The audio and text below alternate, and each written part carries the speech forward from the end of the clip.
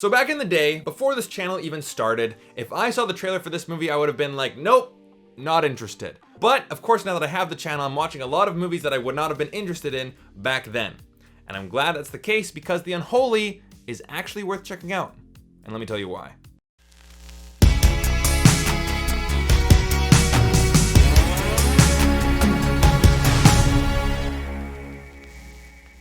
Hey guys, my name is Brandon, aka the BrandoCritic, and I'm here to help you. My service is going to be pointing you in the direction of movies worth checking out, and today I'm giving you my honest, no BS take on The Unholy. But before we get into that, if you guys are new to the channel and you guys want to see more videos just like this, then definitely hit like and subscribe. I really do appreciate all the support, and so do my partners at Movie Scene Canada, so make sure you check them out as well. The link will be in the description. They got a ton of contests on there right now. You could be the next lucky winner. So, we have The Unholy, directed by Spiliotopoulos. I apologize if I got that wrong. But the story is basically a devil worshipper gets hanged and cursed into this little baby doll in 1845. And a couple hundred years later, of course, the curse is lifted.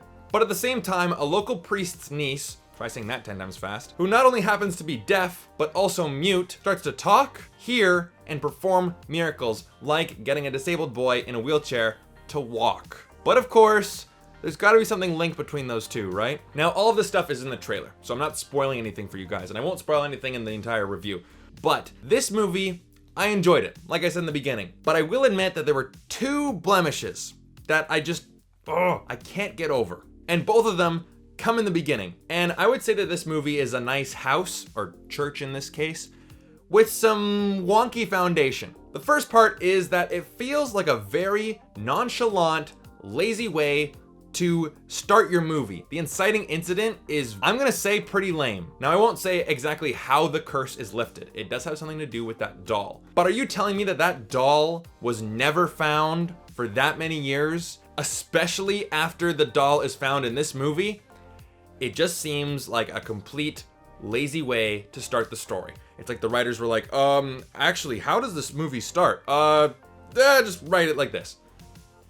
We could have done better. And the other one is to do with our main character, Jerry Fenn. He is a reporter for a newspaper who used to be famous, but apparently he fabricated a lot of his stories for fame.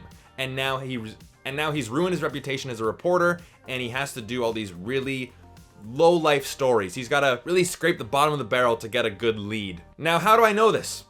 Because the movie just told it to me. Only one or two scenes where we understand his backstory. Now, the rest of the movie, it is well told, and it has a good structure. But maybe one scene in the beginning where we actually see this stuff happen, then I feel like we would have really connected with his character even more. Like, he's a good character in the movie, don't get me wrong, but I feel like we would have really got to connect with him.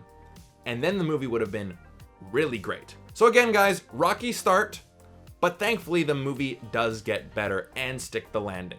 Because everything else in the movie is good. There's a great level of tension throughout the entire thing. They don't bog you down in the jump scares or the scary moments, which makes it even scarier because you don't really know when those things are going to come. And one scene got me. I will admit, one scene did make me shiver. I was like, ugh. So, good job, movie. The acting was really great. You know, the newcomer Cricket Brown, the girl Alice, the deaf girl who can do all these miracles. She was great in the movie. Everyone was good in the movie.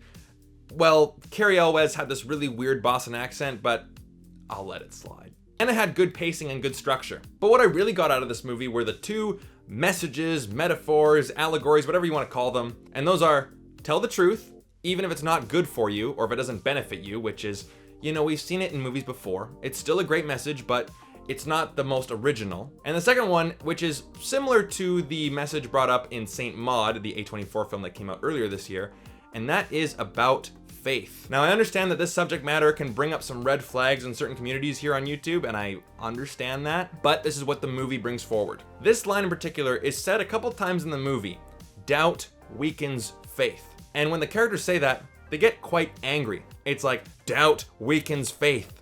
Don't ask any questions, just believe it. That is a dangerous way to think.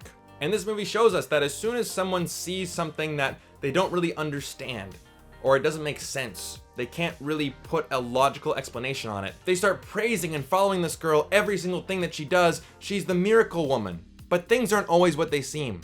Beware of false prophets. And that's what I liked about this movie.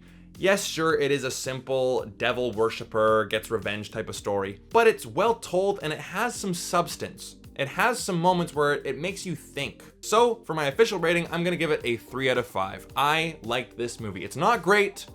It had a rocky start, but it stuck the landing, and I did enjoy this movie. And I think for horror fans out there, you will too. So what about you guys? What is your favorite horror movie that deals with faith and God and the devil and all that good stuff? Let me know down in the comment section down below. Again, I'm pretty new to the horror genre, so all recommendations are welcome. And of course, if you guys are new here and you want to see more videos just like this, then definitely hit like and subscribe. And I really do appreciate you being here, and I will see you guys in the next video.